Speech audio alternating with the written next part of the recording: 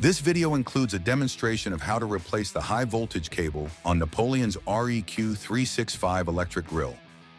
To begin, unplug the 240-volt power cord from the junction box to ensure no power is going to the grill. Move to the back of the grill and begin removing the screws which secure the top, middle, and bottom back panels to the cart. With the back of the grill open, the C channel on the left-hand side of the grill will need to be removed. Locate the rigid conduit straps securing the C channel to the conduit and remove them. Then turn your attention behind the C channel and locate the screws securing it to the high voltage box housing. These will also need to be removed, which will free the C channel, allowing it to be pivoted out of place.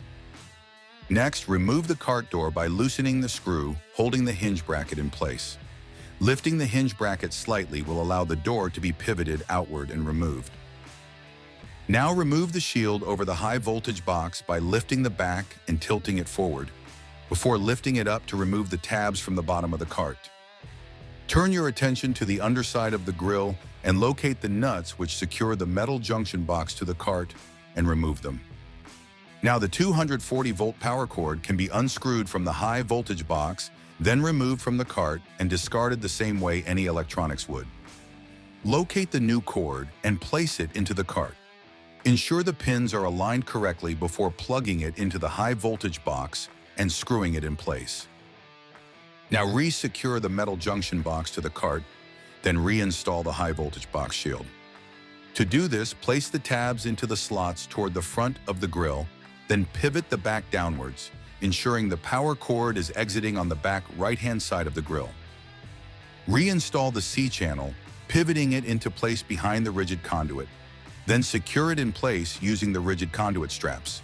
Reinstall the screws around the back, which secure the bottom of the C channel to the high voltage box cover. Next, reinstall the cart door back onto the grill by pressing in the top of the spring-loaded hinge to fit it into the bracket. Once the door is installed, re-secure the hinge bracket in place.